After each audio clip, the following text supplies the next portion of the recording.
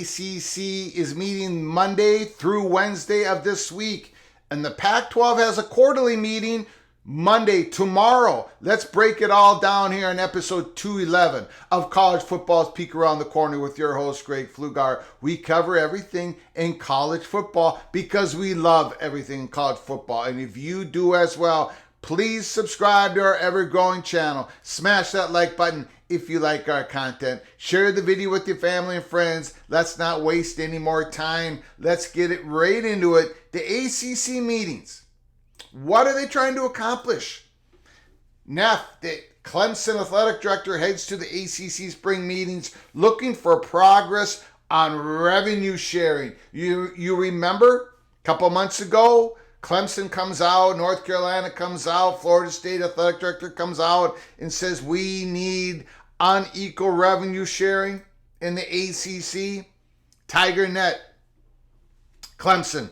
Graham Neff is headed to next week's ACC spring meetings, and he is hoping for progress on a new revenue model that would generate a bigger share of the money for the schools, that would bring in a greater share of the wealth. The ACC currently distributes annual league-wide profits equally among its 14 members, with Notre Dame, a full-time member in every sport but football, getting a reduced share. Each school received $36.1 million last year, but the ACC is already trailing the SEC and the Big Ten conferences by as much as $20 million per year, and that gap is expected to grow in the coming years. Neff, Clemson's athletic director, has been one of the leading voices in finding a model that rewards schools for appearances in college football playoff, bigger bowl games, and NCAA tournament appearances in basketball. The league convenes at Amelia Island next Monday through Wednesday, and Neff is once again expecting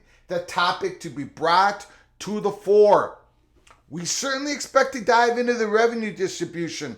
A lot of folks have talked about it, Neff said. That's probably top of the list. That's probably top of the list for all the issues they're going to be talking about in the ACC meetings Monday through Wednesday. Clemson's athletic director is putting the revenue sharing distribution model, changing it up at the top of the list. Wow, just really important. And I've been consistent within our groups and discussions within the league of how Clemson sees things.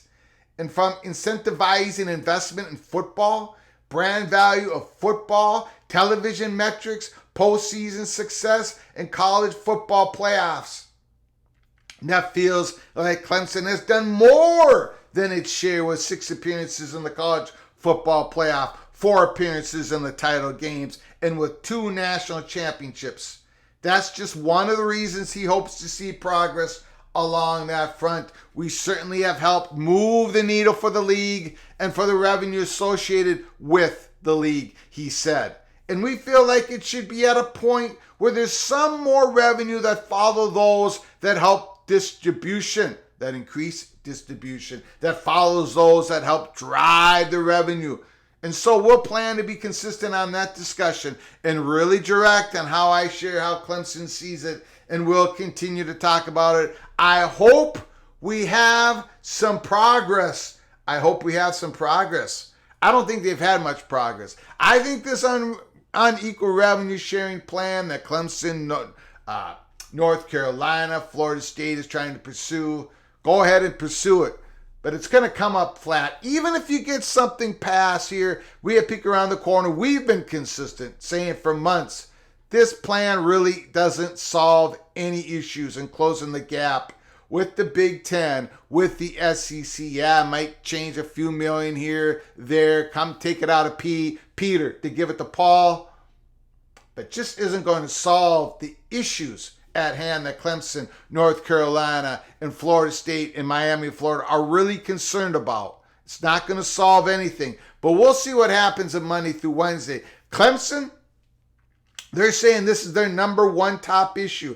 I bet it is for a few other schools in the ACC. What do you think? Are we going to see progress in this unequal revenue sharing plan that Clemson is putting forward, that North Carolina is putting forward, that Florida State is putting forward here in the meetings coming this Monday, tomorrow through Wednesday? Put down your thoughts and comments in the comments section. I am very dubious that any progress is going to be made. It doesn't sound like any progress has been made thus far. Going forward, I think it's just going to cause a lot of problems. More problems than it's worth, because it's not going to solve any issues. Now, going to the Pac-12 board. This is from the hotline. John Wilner, Pac-12 board meets Monday. Packed agenda includes the media rights and legal affairs, but no decisions expected. The conference and the NCAA are facing numerous challenges to the economic model. Now, like in the TigerNet article, in this article, we're not going to go through the whole thing, just a short snippet. So if you want to read the whole thing, go to John Wilner. We'll put a link in the description box. The number of realignment carnival barkers and basement couch Twitterati with the opinion on the Pac-12's existential crisis runs into the hundreds, if not thousands, across the college football landscape. Carnival barkers.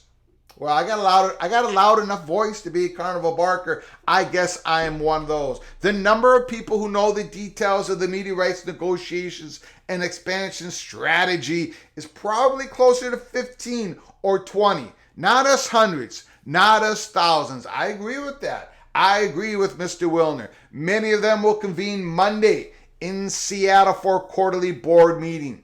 The presidents and chancellors are not expected to vote on a media deal or expansion. Resolution on both matters likely will come in late spring or early summer.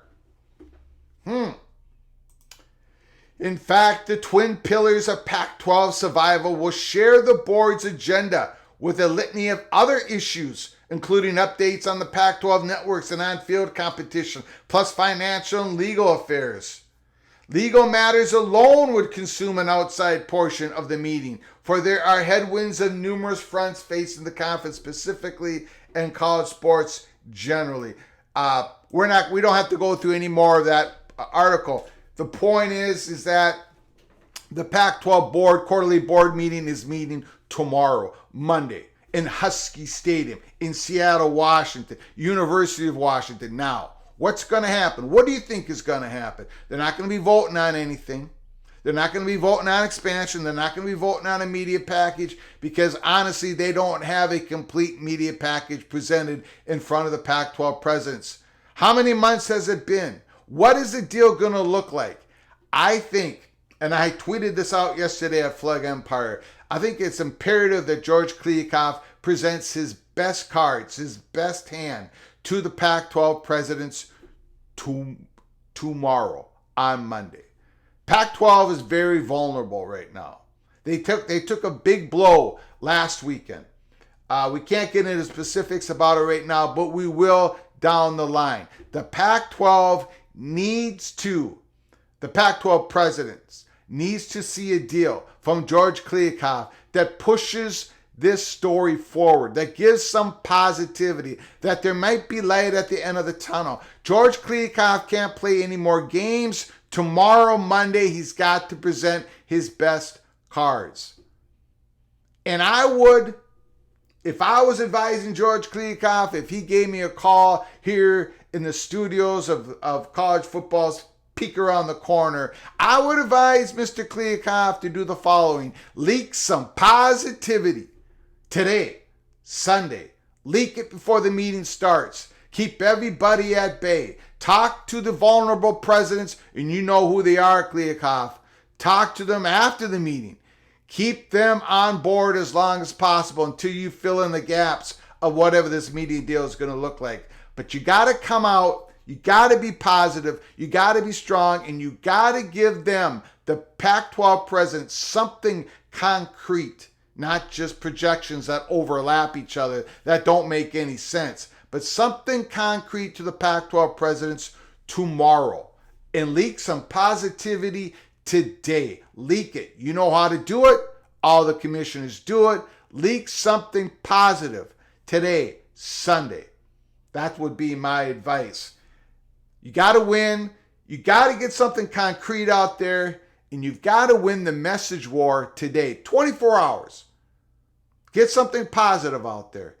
Keep the presidents at bay, and we'll see what happens on Monday. Stick with us here at Peek Around the Corner as we follow this story and many others across the landscape of college football. Until next time, from all of us at PATC to all of you, please, you all take great care of each other.